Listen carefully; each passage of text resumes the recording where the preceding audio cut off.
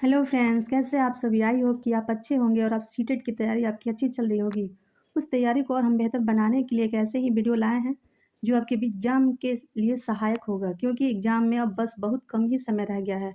तो इसी को ध्यान में रखते हुए हम कम समय में बेहतर तैयारी की ज़रूरत है।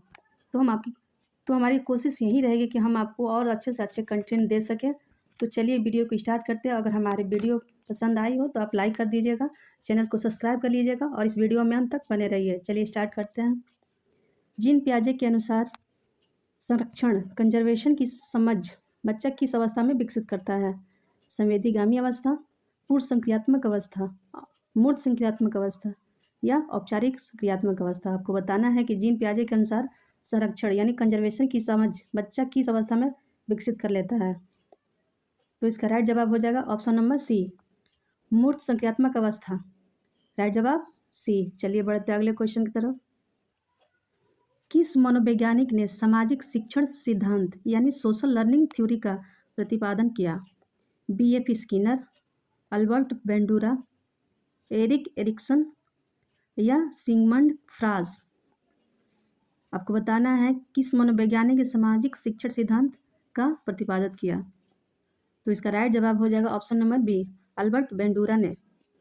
सामाजिक शिक्षण सिद्धांत का प्रतिपादन अल्बर्ट बेंडूरा ने किया था। चलिए बढ़ते अगले क्वेश्चन की तरफ। प्रयत्न एवं भूल ट्राई एंड एरर का सिद्धांत किसने दिया था? पावलो, कोहलवर, थॉर्नडाइक या स्किनर। आपको बताना है प्रयत्न एवं भूल का सिद्धांत किसने दिया था। इसका राइट जवाब हो जाए थॉर्नडाइक। प्रयत्न एवं भूल का सिद्धांत थॉर्नडाइक ने दिया था। चलिए देखते हैं अगला क्वेश्चन। अधिगम अक्षमता में डिस्कैल्कुलिया किससे संबंधित है? लिखने की समस्या, पढ़ने की समस्या, गणितीय गणना की समस्या या भाषा समझने की समस्या। आपको बताना है कि अधिगम अक्षमता में डिस्कैल्कुलिया किससे संबंधित है। तो इसका राइट जवाब हो जाएगा ऑप्शन नंबर सी, गणितीय गणना की समस्या। चलिए बढ़ते अगले क्वेश्चन की तरफ। चलिए अगला क्वेश्चन देखते हैं। प्रगतिशील शिक्षा में बच्चों को किस रूप में देखा जाता है? खाली स्लेट की तरह, निष्क्रिय नकलची की तरह, सक्रिय अन्वेषकों के रूप में या छोटे वयस्कों के रूप में। आपको बताना है कि प्रगतिशील शिक्षा में बच्चों को किस रूप में देखा जाता है। तो इसका राइट जवाब हो जाएगा ऑप्शन नंबर सी, सक्रिय अन्वेषकों के रूप में देखा जाता है। प्रगतिशील शिक्षा में बच्चों को सक्रिय अन्वेषकों के रूप में देखा जाता है। चलिए देखते हैं अगला क्वेश्चन। अंतर्दृष्टि द्वारा सीखने इनसाइटफुल लर्निंग का सिद्धांत किसने दिया था? कोहलर, थॉर्नडाइक, पावलोव या स्किनर। आपको बताना है कि अंतर्दृष्टि द्वारा सीखने का सिद्धांत किसने दिया था। तो इसका राइट जवाब हो जाएगा ऑप्शन नंबर ए, कोहलर। कोहलर ने अंतर्राष्ट्रीय दृष्टि द्वारा सीखने का सिद्धांत दिया था। ये जर्मन के वैज्ञानिक थे। चलिए बढ़ते अगले क्वेश्चन की तरफ। विकास के समीप दूराभिमुख यानी प्रॉक्सिमेडिलिस्ट का सिद्धांत का क्या अर्थ है?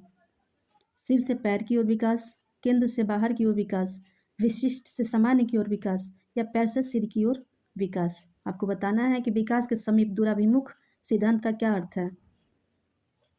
तो इसका राइट जवाब हो जाएगा ऑप्शन नंबर बी, केंद्र से बाहर की ओर विकास। समीप दूराभिमुख का सिद्धांत का अर्थ है केंद्र से बाहर की ओर विकास। इसका राइट जवाब हो जाएगा ऑप्शन नंबर बी। चलिए देखते हैं अगले क्वेश्चन की तरफ। कोहलवर के अनुसार सार्वभौमिक नैतिक सिद्धांत नैतिकता के किस स्तर पर आता है? पूर्व पारंपरिक स्तर, उत्तर पारंपरिक स्तर या संवेदी स्तर। आपको बताना है कोहलवर के अनुसार सार्वभौमिक नैतिक सिद्धांत नैतिकता के किस स्तर पर आता है। चलिए बताइए इसका आंसर। तो इसका राइट जवाब हो जाएगा ऑप्शन नंबर सी, उत्तर पारंपरिक स्तर। कोहलवर के अनुसार सार्वभौमिक नैतिकता सिद्धांत का नैतिकता का स्तर उत्तर पारंपरिक अवस्था में आता है। चलिए बढ़ते हैं अगले क्वेश्चन की तरफ। समावेशी शिक्षा में आईईपी का पूर्ण रूप क्या है? आपको बताना है कि समावेशी शिक्षा में आईईपी का पूर्ण रूप क्या है। व्यक्तिगत शिक्षा कार्यक्रम, आंतरिक शिक्षा योजना, अंतर्राष्ट्रीय शिक्षा परियोजना या एकीकृत शिक्षा प्रक्रिया। आपको बताना है कि आईईपी का पूर्ण रूप क्या है, इसका अर्थ क्या है, आईपीई का फुल फॉर्म। तो इसका राइट जवाब हो जाएगा ऑप्शन नंबर सी, अंतर्राष्ट्रीय शिक्षा परियोजना, इंटरनेशनल एजुकेशन पॉलिसी। राइट जवाब ऑप्शन नंबर सी। चलिए बढ़ते हैं अगले क्वेश्चन की तरफ। पियाजे की किस अवस्था में बच्चा अमूर्त तर्क यानी एब्स्ट्रैक्ट लॉजिक करना शुरू कर देता है? संवेदीगामी अवस्था, पूर्व संक्रियात्मक अवस्था, मूर्त संक्रियात्मक अवस्था या औपचारिक संक्रियात्मक अवस्था? आपको बताना है कि पियाजे की किस अवस्था में बच्चा अमूर्त तर्क करना शुरू कर देता है। तो इसका राइट जवाब हो जाएगा ऑप्शन नंबर डी, औपचारिक संक्रियात्मक अवस्था। औपचारिक संक्रियात्मक अवस्था में बच्चा तर्क चिंतन करना, अमूर्त तर्क करना शुरू कर देता है। तो इसका राइट जवाब हो ऑप्शन नंबर डी। चलिए बढ़ते हैं अगले क्वेश्चन की तरफ। संवेग और संज्ञान एक दूसरे से डैश है। आपको इसमें बताना भरना है कि संवेग और संज्ञान एक दूसरे से क्या है। ऑप्शन ए पूरी तरह से अलग, स्वतंत्र, सन्निहित यानी जुड़े हुए या संबंधित नहीं।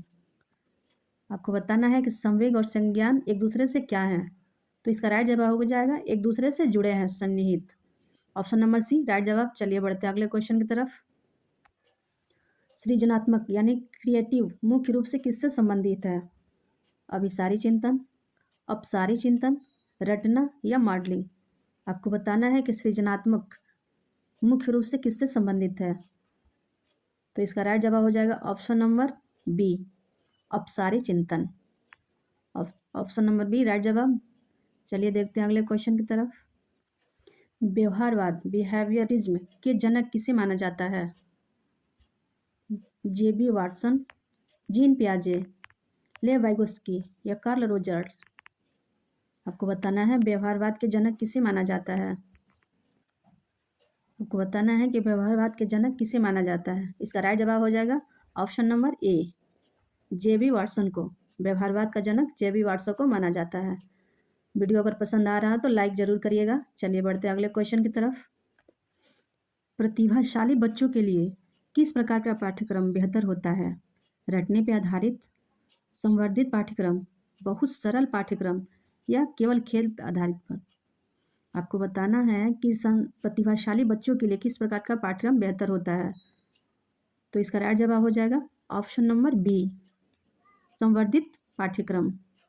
ऑप्शन नंबर बी राइट जवाब। चलिए बढ़ते अगले क्वेश्चन की तरफ। विकास की किशोरावस्था को तनाव और तूफान की अवस्था किसने कहा था? E.L. थर्नाइट, स्टैनली हॉल, जीन पियाजे या एरिक एरिक्सन? आपको बताना है कि विकास की किशोरावस्था को तनाव और तूफान की अवस्था किसने कहा था। तो इसका राइट जवाब हो जाएगा option number B, Stanley Hall ने। विकास की किशोरावस्था को तनाव और तूफान की अवस्था स्टैनली हॉल ने कहा था। चलिए बढ़ते अगले क्वेश्चन की तरफ। क्रिया प्रसूत अनुबंधन यानी ऑपरेट कंडीशनिंग का सिद्धांत किसने दिया था? पावलो, स्किनर, कोहलर या बंडूरा? आपको बताना है क्रिया प्रसूत अनुबंधन का सिद्धांत किसने दिया था। तो इसका राइट जवाब हो जाएगा ऑप्शन नंबर बी, स्किनर। क्रिया प्रसूत अनुबंधन का सिद्धांत स्किनर ने दिया था। चलिए बढ़ते अगले क्वेश्चन की तरफ। शिक्षण की खेल विधि यानी प्ले वे मेथड किस पर आधारित है? शिक्षण के समाजशास्त्रीय सिद्धांत पर, विकास और वृद्धि के मनोवैज्ञानिक सिद्धांत पे, शारीरिक शिक्षा पे या अनुशासन पे? आपको बताना है कि शिक्षण खेल विधि यानी प्ले वे मेथड किस पे आधारित है। तो इसका राइट जवाब हो जाएगा ऑप्शन नंबर बी, विकास और वृद्धि के मनोवैज्ञानिक सिद्धांत पे आधारित है। शिक्षण की खेल विधि विकास और वृद्धि के मनोवैज्ञानिक सिद्धांत पर आधारित है। Option number B right answer. चलिए बढ़ते अगले क्वेश्चन की तरफ। बुद्धि का द्वितीयक सिद्धांत यानी टू फैक्टर थ्योरी किसने दिया था? Harvard gardener, Charles Spearman, Alfred बिने या लुई थर्स्टन ने? आपको बताना है बुद्धि का द्विकारक सिद्धांत किसने दिया था। तो इसका राइट जवाब हो जाएगा option number B, Charles Spearman ने। बुद्धि का द्वितीयक सिद्धांत चार्ल्स स्पियरमैन ने दिया था। तो हमने इस प्रैक्टिस सेट का पूरा क्वेश्चन करा दिया है। और प्लीज़ अगर आपको वीडियो पसंद आई हो तो इस वीडियो को लाइक कर दीजिएगा, चैनल को सब्सक्राइब दीजिए, क्योंकि ऐसे ही महत्वपूर्ण क्वेश्चन हम फिर आपको एग्जाम के लिए लेके आने वाले हैं। तो चलिए मिलते हैं नेक्स्ट वीडियो में।